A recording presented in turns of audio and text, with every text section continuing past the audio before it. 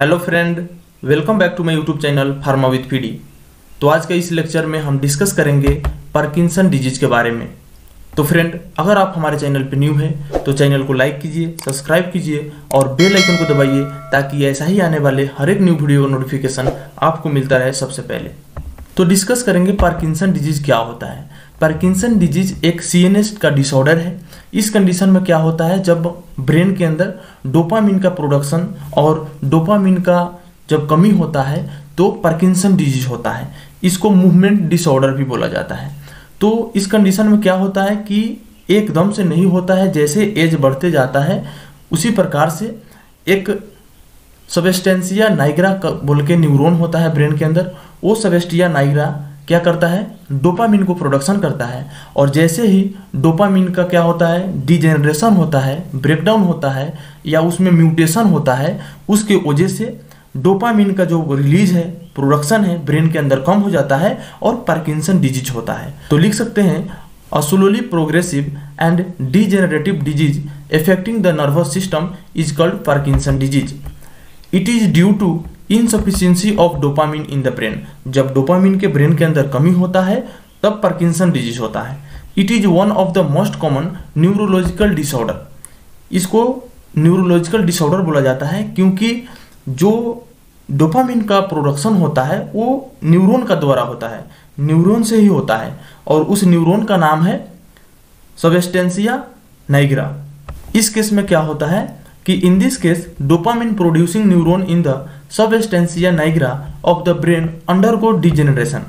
जो substantia Niagara neuron है उसका डिजेनरेशन हो जाता है, उसमें म्यूटेशन होता है, जिसके वजह से सडन चेंजेस की वजह से डोपामिन का जो प्रोडक्शन है वो कम हो जाता है और डोपामिन का लेवल ब्रेन के अंदर कम हो जाता है, जिसके वजह से पार्किंसन डिजीज होता है। अब हम डिस्कस करेंगे इटियोलॉजी ऑफ पार्किंसन डिजीज।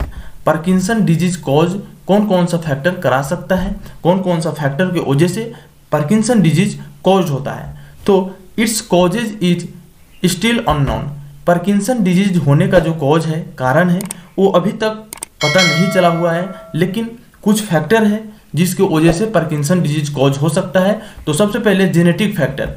तो the exact gene responsible for the disease has not yet been identified. अभी तक ऐसा कोई भी जीन रिस्पॉन्सिबल नहीं है कि वो कोई भी डिजीज करा सके, लेकिन mutation in gene result in the occurrence of the disease. लेकिन जैसे ही जीन के अंदर म्यूटेशन होता है, सडन चेंजेज होता है, जिसकी वजह से डिजीज कॉज हो सकता है।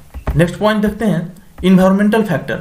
जैसे factor like age, sex, dietary habit, infection, environmental toxins like heavy metals and well water are some of the environmental factor stimulating the occurrence of Parkinson disease। ये कुछ environmental factor है जिसके वजह से पार्किंसन डिजीज हो सकता है, ये बोला गया है। लेकिन स्टिल कॉज अभी तक पता नहीं चला हुआ है कि कोई भी पर्टिकुलर फैक्टर की वजह से पार्किंसन डिजीज कॉज होता है। अब हम डिस्कस करते हैं अदर फैक्टर में। अदर फैक्टर को सेकेंडरी फैक्टर भी बोला जाता है, जैसे हेड ट्रोमा या रोड एक्सीडेंट की वजह से हो सकता है या इन्फेक्शन की वजह से हो सकता है। तो इसके वजह से भी पार्किंसन डिजीज कॉज हो सकता है। नेक्स्ट है infection, neoplasm, atherosclerosis, exposure to toxins, drug like neuroleptics जैसे एंटी इमेटिक्स एंड हाइपोटेंसिव। ये ड्रग की वजह से भी पार्किंसन डिजीज कॉज हो सकता है। तो ये कुछ इटियोलॉजी हुआ जिसके वजह से पार्किंसन डिजीज कॉज हो सकता है।